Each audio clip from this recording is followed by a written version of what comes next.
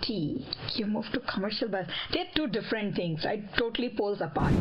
Absolutely. So when I came to Australia, just a quick background of that is when I was growing up, I had a very small house. Like we had a small house, and then I lost my parents, as I said. From there, I was passionate about building wealth through property, even in India as well. So I bought few properties, houses there in India as well. So when I was working in South Africa, at that time, I didn't know whether I'll come to Australia. So even South Africa itself, I was looking for, okay, what can we do here? And then when I moved, from day one, I was passionate about real estate. And Australia is, all the time we talk about real estate, isn't it? And at that time, I was working, and I was working with Macquarie Bank. And the best part of working with Macquarie Bank is, as you know, in 2014, Macquarie Bank actually came from investment banker to this mortgage business. And that's how I learned about all the commercial lending, how these things works, all the rules and everything. I worked there for about 6-7 years.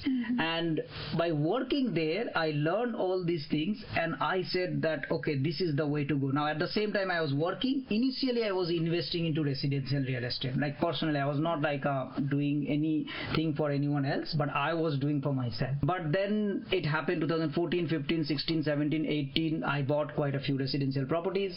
As you know, that it has grown up quite a lot since then. Now in 2025, we can talk about where it's gone so much. Tap into those equity, invested into commercial property, and in 2023, I call myself financial independent. Means I didn't have to work for anyone else to live because of all this commercial as well as residential property growth plus income that we got. So this is how my journey started, and every day I'm getting more and more passionate about real estate as well as the commercial property. Wow, 2023 he was financially independent. Can you believe it? That's the strategy what people bring into the table, and when we trust them with the strategy that they have done for themselves, it just grows from there. So why commercial? Why commercial? There are so many things, because I wanted to help people. At the same time, I wanted to do it for myself. Now, as I said that originally I was investing into residential. In about 2019, around that time, so I met a person, my mentor, and then he actually, it triggered me a very important point, because he wrote a book. I'm not telling the person's name, like you'll be able to find 0 to 130 properties in 3.5 years. Oh, wow. Now, that's a lot. I mean, that is an eye-catchy book. Like the title itself is catchy, and you'll say that, oh, okay, I read that book, I learned about that, and of course I went to his training materials and everything. And then I asked him a very simple question: how many residential properties do you own now? And the answer is 0. Oh. And so then what's your portfolio? All the portfolio is the commercial property. And that triggered me that, okay, yes, you get growth in residential property, but the income, the cash flow, to become financial independent, you have to move to commercial. And that is how I transitioned myself, and I saw that. And now once you see, you don't unsee. It means like once you invest, you see that sending invoice every month and getting paid, and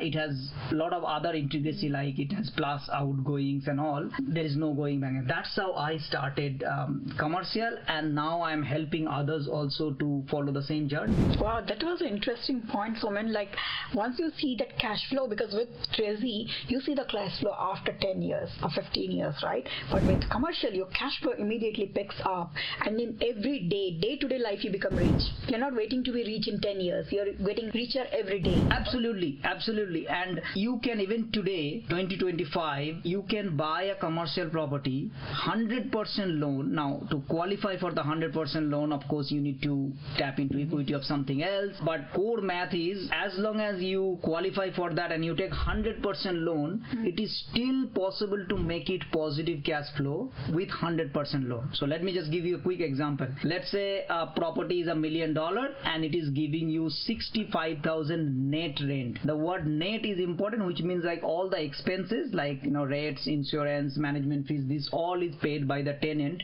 on top of the rent, which is why it's called net rent. Then if you, the same $1 million, that if you take that as your loan or the mortgage payment, right now at the time of recording, let's say you'll be getting around 5.7, 5.8% interest. So technically, and if you're getting 7%, so 10 to 12,000 per year positive cash flow, which is about $1,000 $10,000 per month positive cash flow with 100% loan. Wow. And this is where I got interested in your discussion. Like we discussed, right? And I was so interested in understanding more about commercial buying. And before that, I never thought. Honestly, I've seen so many people talking about commercial buyers, but not with this passion and with this data that you always give. I mean, I have spoken to Soumen so many times.